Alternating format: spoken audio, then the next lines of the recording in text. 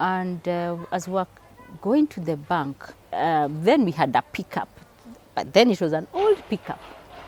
So the salesman, the driver, the salesman, and myself and the salesman, as we're just about to approach the main road from the organization, you know how you stop to watch?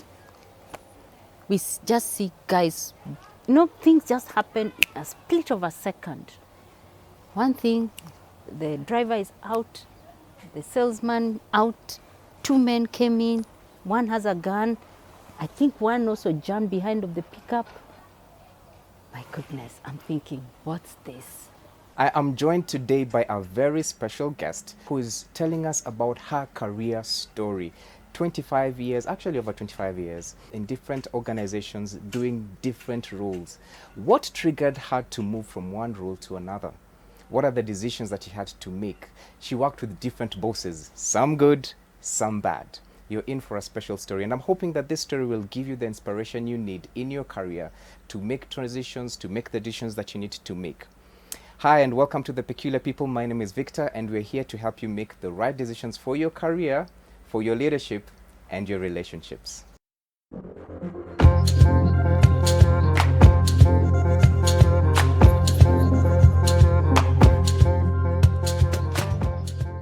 Monique, welcome. Welcome to the show. It's good to have you here. Thank you, Victor. It's also a pleasure. Yeah, I think the last time we had you here, we talked about coaching, which was really interesting. And some people got a little bit of your story. Yes. And they now want the full, part of the story. And that's why we're here. Oh, okay. So thank you very much for, being generous enough to share your story, because I know there's a lot that people can learn from your story. It's true. Yeah, I agree. Yeah. All right. So let's talk about your career. The little that I know is that you did food science. But what you ended up doing is not related to what you studied. So maybe we can start there. Doing food science, was that something that you chose for yourself? How did you end up doing food science?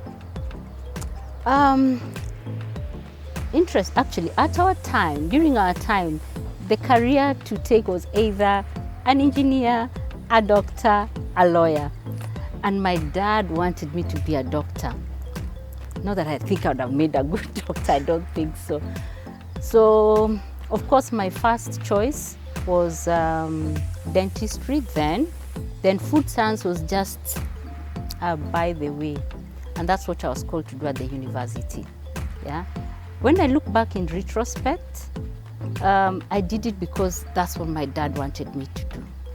Those days, especially if you are somebody who used to be position 1, 2, all parents wanted you to be a doctor or an engineer. So I did it for my dad. But when I look back in retrospect, probably I would have even taken teaching. Yeah, but he would not have heard of it. Yes. So did you know at the time that you had that interest in teaching? No, definitely no. In fact, I did food science, knew I'd work in the food industry, which I did. And then somewhere along the way, I changed my career. Yeah, in fact, after I cleared my university, I was employed in a milk processing plant. I started as, I would say, a quality assurance person. But then this organization was relatively new. So as much as I was, my responsibility was quality assurance, I had diverse responsibilities. I was also in charge of the salesmen then. Yeah, it was a new product in the market, and we needed to have this product in the market. So I had dual roles, both production, quality control, and out there marketing. Yes. Yeah. Tell us about that. What was your experience as you started your career? So you've just graduated from doing food science. Tell us about that first job and how you progressed in your career from there. It was interesting because what I was doing was related to what I did at the university. In fact, I remember this, actually, probably I would mention it was Brookside Dairy. Then it was new, nobody knew about any other milk other than KCC. And here is a new company that is coming in with new products. So it was interesting, one, to be new in the market and to be the one going out with the salesman to try and convince people here's another alternative to KCC. It was very interesting then. And then it was just interesting developing some of those products. Like the sweetened lala that you see, we developed it with some of the colleagues that we had then. And I'm proud when I see it today that I contributed, I had something towards the development of that product. But then I changed from Brookside to a different company. The reason why I changed actually, then the company is based in Ruiru. One, it was far. I was based in Nairobi. I know when you are still young, you want to have fun, you want to go back to school. But also there's something that happened that made me say, no, I can't work in the manufacturing again. Although still where I went to was still a manufacturing company. We got once attacked at night by some thugs. It was not a very good ordeal. In fact, sometimes when I remember, I shiver. And I was the only female working in that organization at that time. And then these thugs, in the middle of the night, they realized, there's a woman here. Oh my goodness, I've never prayed in my life like I did that night, that they will not touch me. And the Lord heard my prayers. So it was in the middle of the night. Were you still working at that time? Oh yes, we're still working. Wow. Yes, milk being a highly perishable product and then being still a new company, we could not, we used to receive milk, produce, how do I put it? It was not 24-hour shift like I hear right now. It's, of course, if you go to Brookside, it's a big conglomerate. Yes. Yeah, not the company that was then. Yeah. So the milk that we received, we had to produce and pack it, put it in the cold room, otherwise it would get spoiled. And that particular night we had a problem with I still remember, with our boiler. Yeah, it tripped, and by the time we had it repaired, it was midnight. Yeah, so we had to process the milk. And by the time we are just about to finish, I think that's when they struck. In fact, it was total darkness. At first we thought, oh my goodness, not again. The boiler has tripped, because there was total darkness.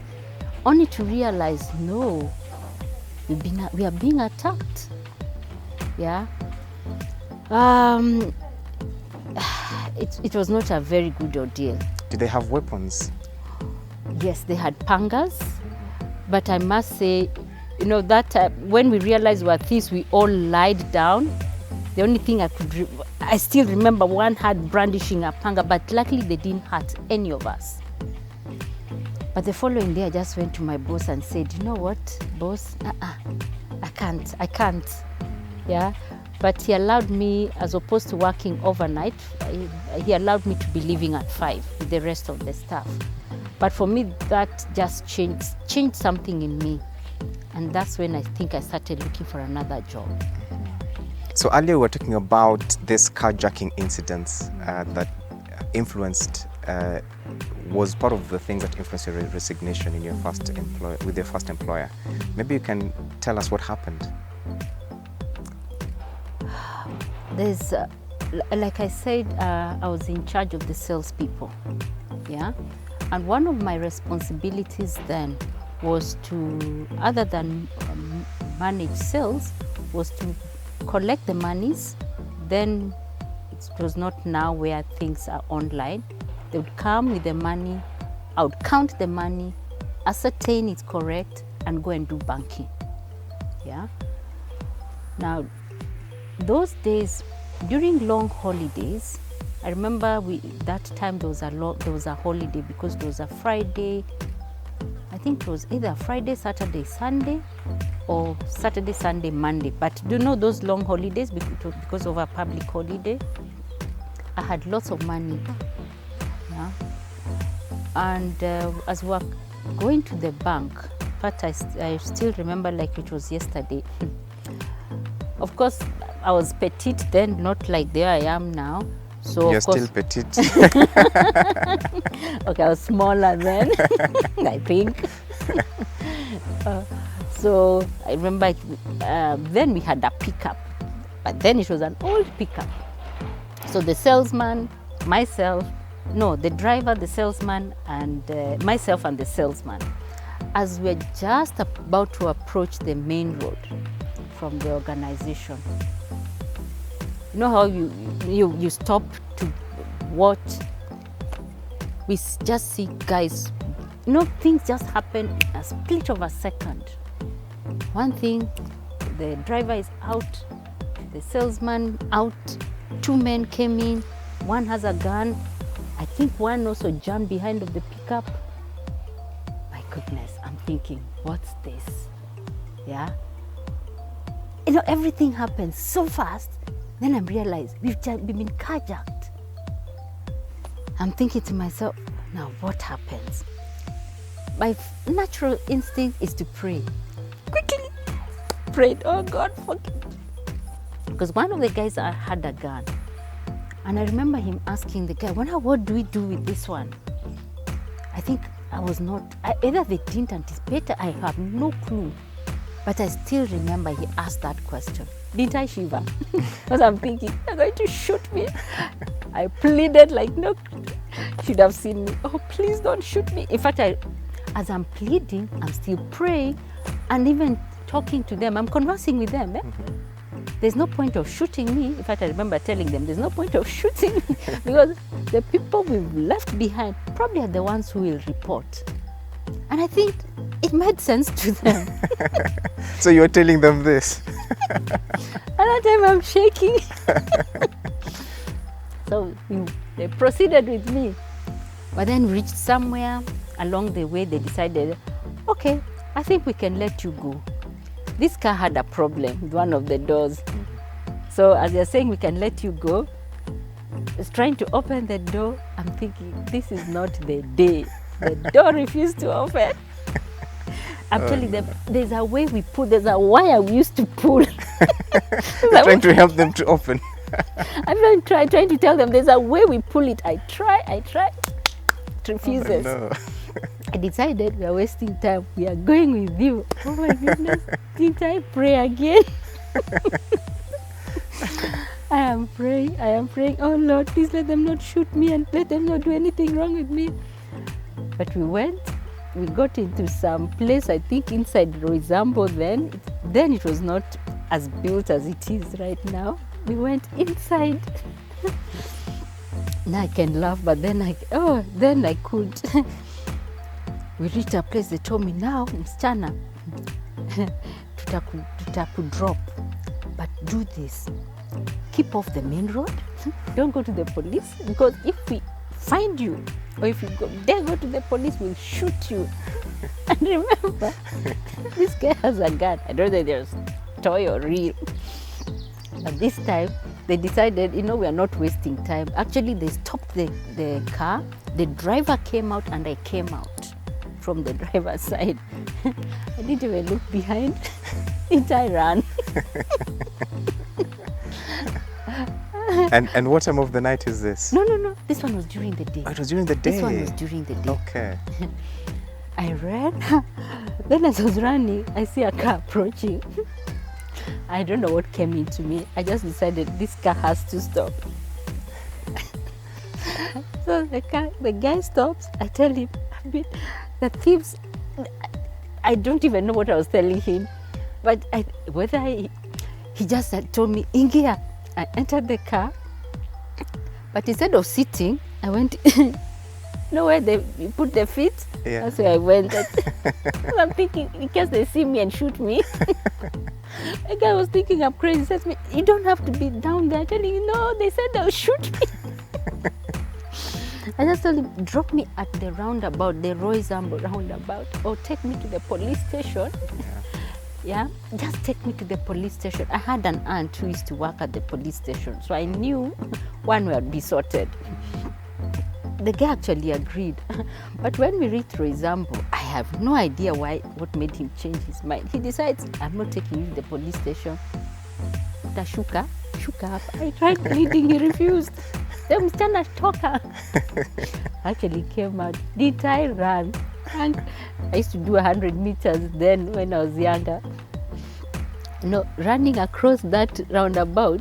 Yeah. I don't know if it still exists. That Roysambo roundabout used to be so big.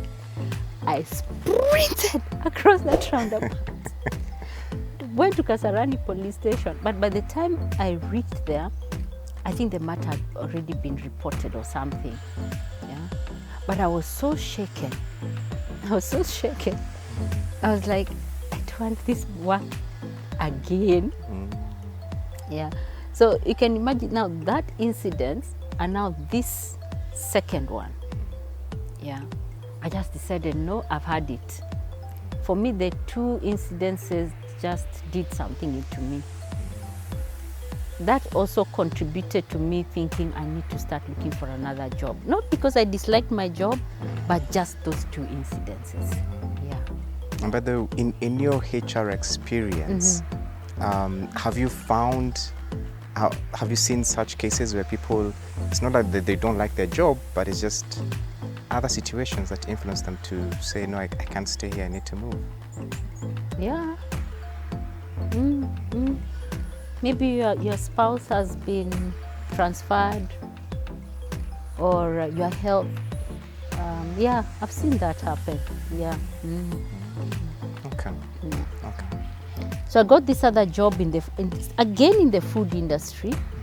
Then I was employed as a microbiologist doing analysis in the laboratory, but I grew to become a quality controller. Yeah, managing quality assurance of the products that we used to manufacture. But then my boss thought they needed to enhance my skills, so they sent me out of the country. I was sent once to Switzerland, I was also sent to Germany, and that exposed me. But interesting enough, when I came back, we were not able to implement what I learned.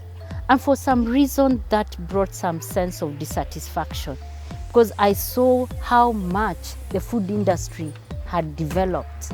And here we're still doing things that we used to do way back at the university. It brought some dissatisfaction in me, and I started questioning, what am I doing? Is this the career I would like to pursue?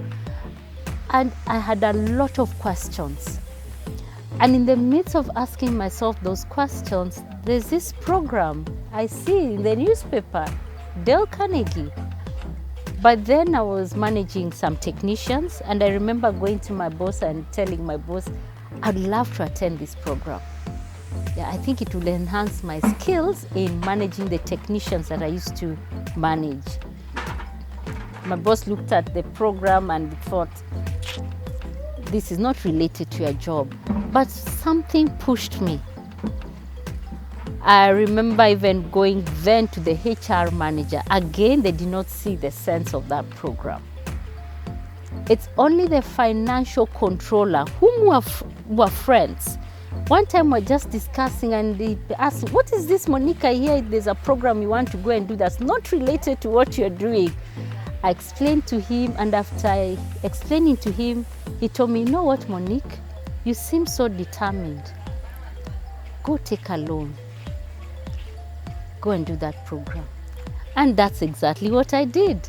I went to my SACCO. I remember the program cost 62,000. It's close to 20 years ago. Wow, I'm sure it was a lot. And that time, 62,000 was a lot of money.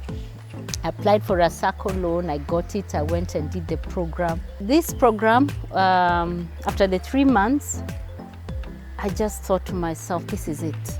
This is what I've always been looking for. And what is the program about? The program is about it was about self-development. The flagship Dale Carnegie program is mainly about self-development with the 5 areas and enhancing leadership skills, communication skills, interpersonal skills, how to stop worrying and start living, and lastly, how to build your self-confidence. And for me, it was it. This was my turning point. And coincidentally, at that same point, as the program came to an end,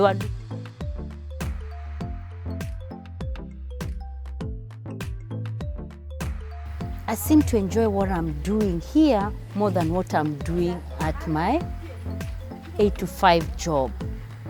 So the prayer was over a period of time. But then it's after I got the confirmation from Psalm 121, a week later is when I tendered my resignation. Okay. Yeah, it was like sort of headhunted, but still asked to apply, went through interviews, but then I was successful. Yeah, and then now that was the beginning of my HR career.